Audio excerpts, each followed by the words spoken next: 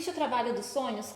Hoje o Temos um Problema tem uma convidada especial, num ambiente especial para falar de algo que é muito importante para o nosso desenvolvimento profissional. Hoje o tema é carreira. Nesse mundo de constante evolução, tem muitas coisas que nos preocupam quando se trata de mercado de trabalho. E hoje a gente vai entender como dar os próximos passos na carreira, se existe ou não trabalho dos sonhos e entender um pouquinho como que isso funciona na visão de quem entende, né, Ju? Exatamente, e hoje nós temos a Denise! Gente, muito obrigada pelo convite.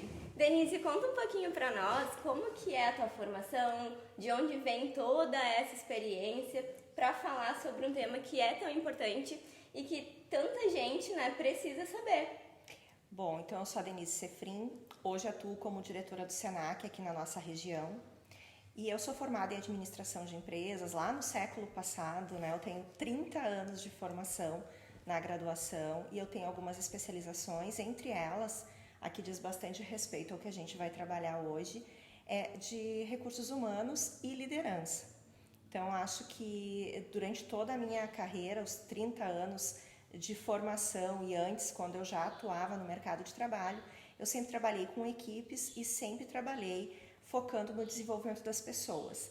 Então, em função disso, eu acho que vocês me convidaram para a gente ter essa conversa. Porque a Denise é uma inspiração, né, Tassi? Não tem onde a gente vá que as pessoas não falam dela, ou da maneira como ela se comunica e da maneira como ela lidera. E é um prazer ter você aqui com a gente hoje. Obrigada, eu que bom. agradeço. Não esquece de deixar o like, de se inscrever aqui no canal e de comentar aqui embaixo os pontos que foram relevantes para ti.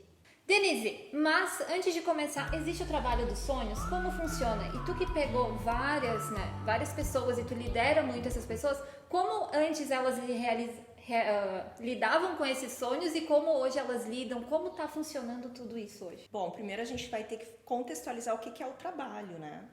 Eu acho que o trabalho dos sonhos é algo muito utópico, porque eu não acredito que exista um trabalho que seja do sonho. Eu acho que existem construções que a gente vai fazendo do decorrer da nossa carreira que nos levam a uma realização pessoal. Mas o trabalho em si, ele tem, como tudo na vida, sempre dois lados. Tem coisas boas, coisas ruins e tá tudo certo e a gente tem que encarar dessa forma. Agora, o que existe sim é a definição do que a gente quer conquistar, do que a gente quer atingir e quais são os passos para chegar nesse lugar ideal, daí sim nesse sonho que a gente tem de construção de vida e de carreira. Porque nesse momento de construção de carreira, tu vai adequando e vai agregando vários trabalhos diferentes. Eu, por exemplo, hoje eu trabalho no Senac e o que me realiza nesse trabalho é realmente poder cooperar com a educação e com a mudança de vida das pessoas. Com propósito. Com esse propósito. Então, porque ele está muito conectado com o meu propósito de vida, que é ser escada para as pessoas. Eu sempre falo isso.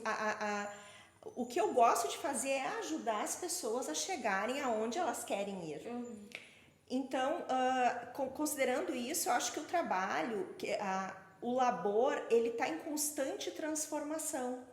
Se a gente for olhar o trabalho, historicamente falando, a gente tinha muito a questão da operação.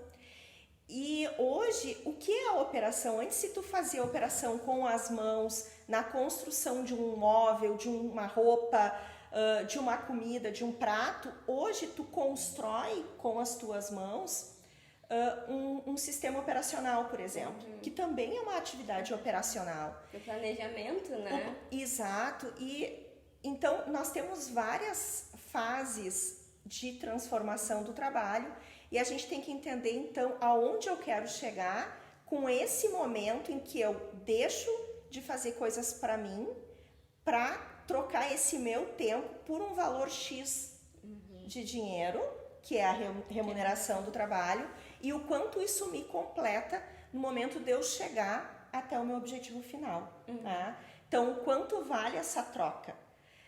Considerando isso, que é algo muito utópico e na verdade... Aqui já foi sensacional, né? Porque a gente tem que fazer só o que ama, e não é assim. Mas não é assim, a gente faz uma troca. Então, é esse equilíbrio, né? Então, eu acredito que o trabalho do sonho é quando eu consigo, de fato, equilibrar aquilo que eu gosto de fazer, o meu propósito, com aquilo que eu sei fazer, com aquilo que as pessoas reconhecem que eu sei fazer e que vai, ao final disso tudo, e não menos importante, me remunerar para que eu possa dar continuidade no meu plano pessoal. Então, acho que isso seria, considerando a questão da carreira, um trabalho ideal, um trabalho dos sonhos. Agora, imaginar que o trabalho dos sonhos é aquele que me dá prestígio ou que me dá mais dinheiro, ele pode não atender todas as esferas da minha vida e que são necessárias para que então eu me sinta bem como pessoa. Não esquecer da parte real, né? Com certeza, com certeza. E tem alguma coisa assim que tu poderia dizer ou dar um conselho para que as pessoas consigam entender o que é importante para si no meio profissional, para que consigam perceber assim, bom, onde eu me encontro, o que eu sou bom, o que eu gosto de fazer, algum conselho, talvez alguma direção aí para pelo menos, né, dar um norte aqui? Eu acho que as pessoas têm que se testar, né? Se a gente for olhar também historicamente, era muito lindo quando tu olhava a carteira de trabalho de alguém e ela tinha a carteira de trabalho durante 30 anos, 40 anos num mesmo lugar. Tá? Eu não tô, aqui não é uma crítica, porque eu conheço várias pessoas que trabalharam a vida inteira. Os meus pais, por exemplo, que foram funcionários públicos e trabalharam então durante a vida toda no mesmo lugar. O Chico, que é funcionário público, meu marido. Eu trabalho no Senac há 11 anos, conheço colegas que trabalham há 20, 30 anos.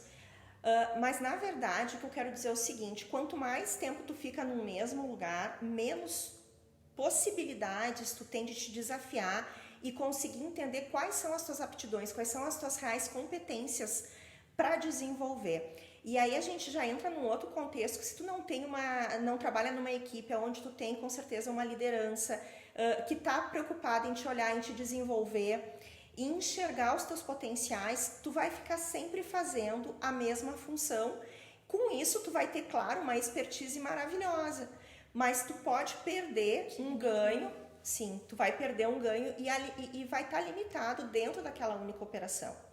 Hoje a gente tem, e eu lido com muitos adolescentes que estão no início da sua carreira e a gente percebe que existe uma inquietação. Se a gente for pensar a nível de celular, tá? Até bem pouco tempo atrás a gente assistia um vídeo de 20, 30 minutos, a gente abre o TikTok, ele tem no máximo 3 minutos, e eu aposto que tu não consegue chegar até o final da maioria dos vídeos que tu começa a ver. A gente assistia novela, a gente assistia coisas que a gente assistia novela de 200 capítulos. Hoje tu procura uma minissérie que tenha 8 capítulos, porque tu não consegue assistir uma temporada com mais de 10, 12. Aquilo já fica... E ainda procura spoiler antes, né? Claro, para entender o que vai acontecer. Por quê? Porque a gente tem essa sensação de que as coisas andam muito rápido e que a gente não tem tempo a perder. Então, a gente quer maximizar esse tempo. Com isso, a gente tem que experienciar mais coisas. É a mesma lógica. O que é que eu gosto de fazer? Além disso, o que eu sei fazer? E aquilo que entre o que eu gosto e o que eu sei, o que eu não experimentei e que pode ser que seja aquilo que de fato vai me completar como pessoa ou vai fazer com que eu ganhe mais dinheiro. Vou concluir a tua pergunta. Qual é a dica? Sempre se conheça. Então a gente tem que entender pelo menos daquilo que a gente se sente confortável para fazer. E eu sempre digo, quando a gente recebe um colaborador novo em qualquer ambiente de trabalho, cara, aqueles primeiros 10 dias essa pessoa, lembrem vocês, quando vocês chegarem em qualquer atividade nova, em qualquer ambiente novo, é muito desconfortável. Sempre que tu vai chegar, porque tu não conhece as pessoas, tu não conhece o processo, as pessoas não te conhecem, tu não sabe o jeito. Se tu é uma pessoa mais brincalhona, mais expansiva, tu não sabe como as pessoas vão te receber. Se tu é mais quietinho e as pessoas são mais expansivas, tu não sabe como dizer que tu não gosta daquilo, porque tu tem que te inserir naquele ambiente.